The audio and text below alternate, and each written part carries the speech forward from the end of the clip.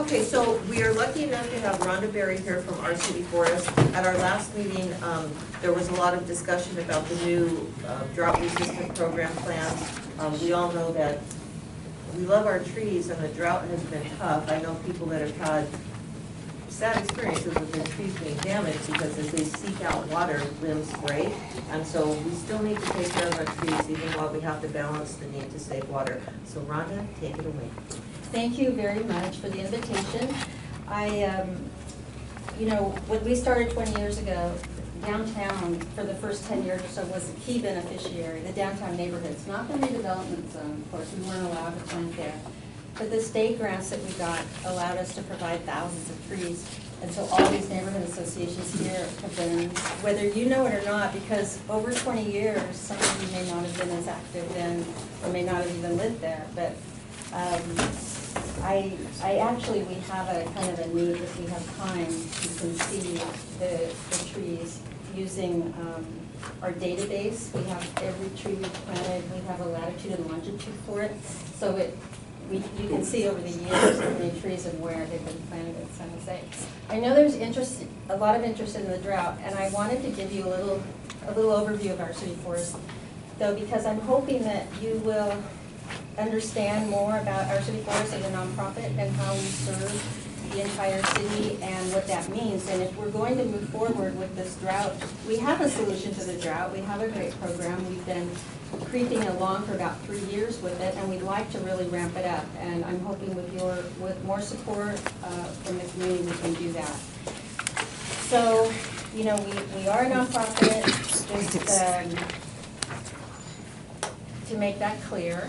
And we do serve the entire county, although San Jose gets about 95 or 97% of all of our resources, because, you know, that we have a vested interest and it's a huge area, right? And we just had our 20th anniversary this past year. And our really claim to fame, I guess, is that we believe in engaging people in developing the urban forest. And the urban forest, our definition, which is the most common definition of an urban forest, includes all plants and vegetation throughout the city. Some people think of it as just trees, but you really can't separate the trees from the shrubs from the plants. So it's really the entire ecosystem, actually, the natural ecosystem in the city, including people, because people have such a major influence on the urban forest. And we were created about 20 years ago, not a new idea, but an idea that other cities have followed, that we could be an asset. And I was actually hired to create the nonprofit. I came in as a contractor with the city with the goal of creating the nonprofit, and these are the reasons for that. And we've brought in about $10 million in non-city funding to provide the trees and the services for our neighborhoods over these 20 years. Every zip code's been served, and all of these various land types. The ones that residents are most interested in, of course, are parks. So 113 of the city parks, which is about all of them, 239 schools, and about 2,000 streets have been canopied. And there is a lot of fragmentation in providing services, the kind of services we do within a bureaucracy. And there are so many agencies that oversee trees that without one central agency like ours that kind of embraces all of them, it's easy for them to fall through the cracks. So we're a big cheerleader for the urban forest, and we're able to kind of glue together a lot of those pieces when political boundaries really shouldn't matter so much. And so you can see all the different agencies we work with on a regular basis and all the places we plant. I think another claim to fame is that we attempt to be a one-stop shop. Our philosophy is to keep the fun stuff in and do the technical part for the residents. Lots of times we do have funding when we really beat the bushes to get funding. I don't have a fund development department, so that's my second job. I remain kind of trying to bring in the money that's needed in order to have the projects. And we've successfully been able to have planning projects just about every week for about 20 years. So these are the kinds of things that residents can find through our agency. It is expensive, and I think that sometimes there's a little bit of misunderstanding about that when you compete with organizations that say, send us $20 and we'll plant 20 trees, in your name even. And those are seedlings. They're worth 10 cents and they probably would never grow here. So we plant 15-gallon trees for the most part. When we're planting trees, obviously if it's shrubs, they're going to be more like 1 or 5-gallon size. But it's expensive. Stakes are expensive. Arborists are expensive. I have 3 arborists on my team. So just so you can see, the city provides base funding for us. Without that city funding, we would not be able to leverage the rest of the funding, which is what it takes to support our organization, which is 35 full-time AmeriCorps members right now, which each get a $15,000 stipend. So it's not much, but we have about over 40 employees for a $1.4 million budget, and that includes all the capital money, cement cutting money, augering, and those kinds of things it takes to do what we do, which is not cheap. It's not quite, if you're tutoring children, which is that very valuable service, but it doesn't necessarily mean you have to have trucks or trees or cement cutting. So the green is, so you know where the city's funding, how that's applied to our budget. And the rest of it, our forest has to raise. And I'm drawing a picture for you because we get so little private dollars. We get so little from corporations and from residents that we really are trying to ramp up our campaign because we have a wonderful potential to get a huge grant next year, but they will not give it to us until we can raise about $200,000. So I'm keeping my fingers crossed. I mentioned I have 3 arborists on my team. We have a very diverse team. It's something that our city force has always been about. We've had our literature in 4 languages since 1994, and we've always wanted to embrace the diversity, and I think we've done a good job of that. Parks have been the key beneficiary in terms of all the city's properties. We have not. This is the first year, actually, that we received money through the Parks Department for trees that were planted in a park. The 6,000 plus planted over the last 20 years, we donated all of that to the city and the Parks Department. So a lot of your parks have been beautified and hopefully more enjoyable because of the work of our city forest.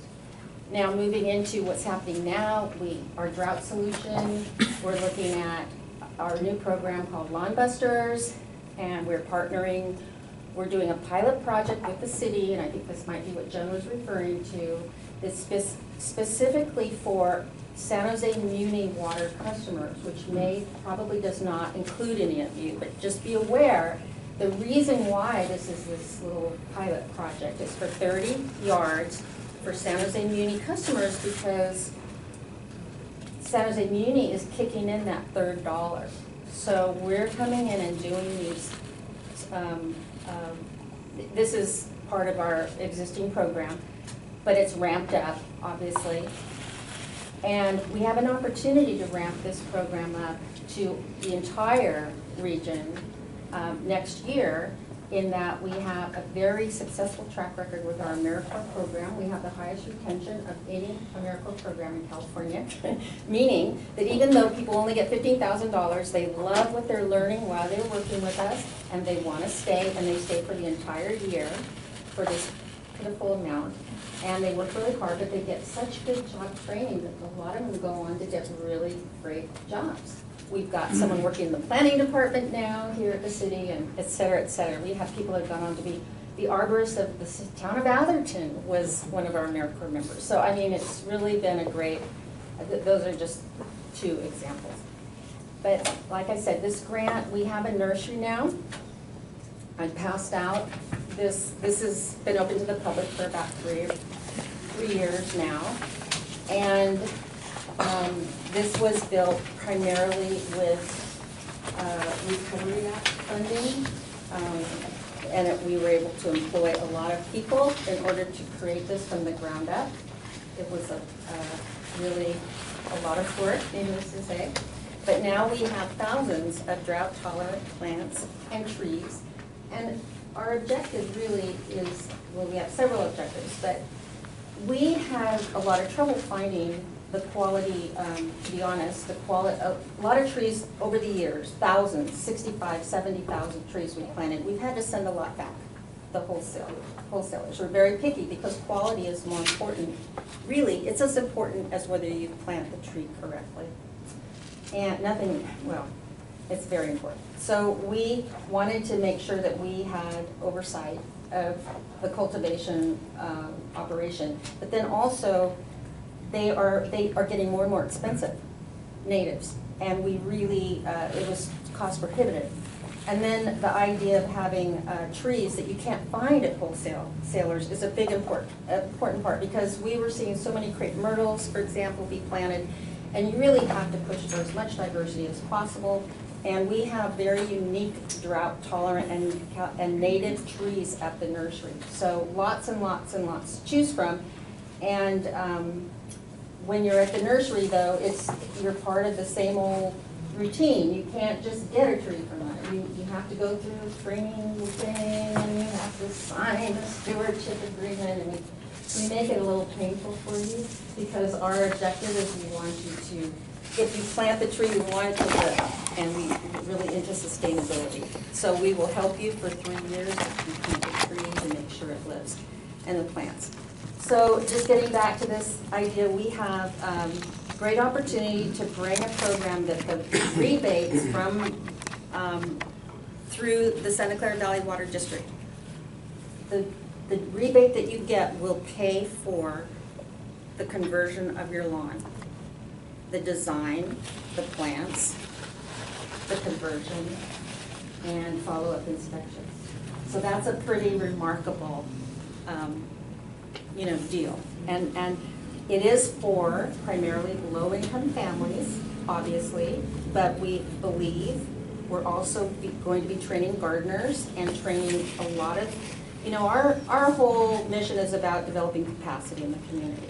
So whoever wants to learn how to do what we're doing, it can be learned. We want to see everybody doing it. We want you to have block parties. And this is essentially what ends up being a block party, having a lawn buster event in your block and having a party with each other, learning from each other, and then going down the street and doing another one. And it's a great way to build community, as we've always said with the neighborhood tree plantings we've done. Some organizations, I don't know how far some of you go back, but actually were created around those initial tree plantings they did together. And so it's very empowering to work together for common good like that, right where you live, and meet your neighbors. You had a question? No, I just wanted if I go down to your facility, I can talk to you in your office. Yeah, you should call. Now the pilot, which is going to be through September, there's been a delay, obviously, for paperwork, the contract with us. But it is for San Jose Muni customers. San Jose Muni water customers. So if you get your water through San Jose Water Company, you would not qualify. But then after that pilot, we have this, like I said, we're hoping to ramp up. We have 35 AmeriCorps members now. Sacramento wants to send 30 more full-time people to help the neighborhoods here with this program. Without local matching funding, however, we cannot make that possible. So I've not been the greatest in terms of pushing on people to donate over the years, but I know that there's a lot of neighborhoods out there that the property values have gone way up because of trees, and they're much more comfortable to live in during a drought. And I'm hoping that there will be, in all of those years where we gave thousands and thousands of trees out, we didn't even ask for a dime. And so we're in a position now where we want to be, we're on the forefront of changing this landscape for Silicon Valley to make it a landscape that is sustainable. We live in a desert. we should not be having lawns that we're wasting water on. It's not a good idea. We need to be smart, drought or no drought. If the drought were to go away next year, I'd be saying the same thing. We need, as a culture, to get with the actual climate that we live in and live sustainably and live, in this ecosystem that we're blessed to have here. So I know that's enough preaching, but I really feel, people think, oh, this is just a reaction to the drought. And really, what it is taking advantage of the drought to say, now, we've been talking about doing this for years. And I think people are a lot more ready now than they used to be to get rid of their lawns. I have so many people that seem to be interested. So, Question. I've worked with your organization for over a year now. I belong to the board of our HOA, and we were trying to convert that long ago to a more friendly environment. It's taken us a very long time. We really haven't succeeded in doing anything because your team either don't have the staff it's on a private property. or it's a huge private property. Yeah, the only funding we have right now is for public property, for private. But we were willing to pay whatever we were going to pay to work with your You team. should call me first thing in the morning, and I'd be happy to make sure that you're squared away. Because we're ready to If you hire. have money to pay, then, but it's a little bit, it's, There's can't some imagine somebody turning convolution down. in your process that makes it somewhat difficult for people willing to pay to work with your team. At least that's the impression I got after all these I'm sorry. communication back and Yeah, forth. I've not Well, heard that. it could be because most people figure that our city forest is gonna come in and take care of the problem, and they're not used to, staff isn't used to hearing people say, but wait, I have money. It's like, Very few people admit to us that they have money, and we almost always are asked to do everything for free. And we try our darndest to do that, but we do it. Well, let's make sure that Fran has all of your literature here so that she can contact you personally. I just need your info, I have all of Okay, it. and then if you're interested, the literature's here, and then if you're interested in visiting the nurseries, and Laura has a question? Well, I just want to let you know, my brother in Pennsylvania somehow found your organization. And for my Christmas present, he made a donation to our city forest in my name. I don't know how he found me. That is very precious. Oh, my goodness. Well, Rhonda, that was an excellent presentation, and I love that you brought all this literature, so we'll keep it on the table for those who are interested. If you want to recycle and take some back so you Sure. can use it for future presentations, absolutely great. And I'm sure that your website information is on there so that we can pull that information if people want to get it. I myself always carry around the paper, but most people just want to look at it online. Thank you. If I could just say one more thing. Of course. That I feel that I was, whatever the word is, I should have said earlier, is that trees are in and of themselves drought-tolerant landscapes. So, and I really want to share that to everybody. Because even if it's a tree that is thirsty, that needs water, I'm okay with you quoting me. It's still a drought-tolerant landscape in and of itself. It creates an ecosystem. It's nature at its best, and it pools. The benefits are overwhelming. What it does for water, prevents flooding, prevents soil erosion, saves energy, all of those things. But it actually is, and not just me saying this, but also the state of California says that trees are our frontline defense against climate change. They are really powerful, so don't cut them down to put in solar. Think about it first, because they both are good, but they both have a place, right, in our community. And because we're entering the third or fourth year of the drought, I would like you to give your mature trees a boost of water, because they're suffering And it's not that much water. And it's not that much water to start a tree. A couple toilet flushes a week worth of water to start a young tree. So I can't leave without just really being that cheerleader for trees specifically. And we're working with the water district to try to get trees to be a more substantial part of that plant palette. Right now, there's only like crepe myrtles, I think, that are on the water district's rebate list for their lawn conversion. So, And it's horrible. I know too many people who are allergic to them. okay, so thank you for getting that. I would like to thank you not only for your time and a wonderful presentation, but that awesome visual of how you can keep a young tree alive. That'll stick with me. So thank you again so very much, Rhonda.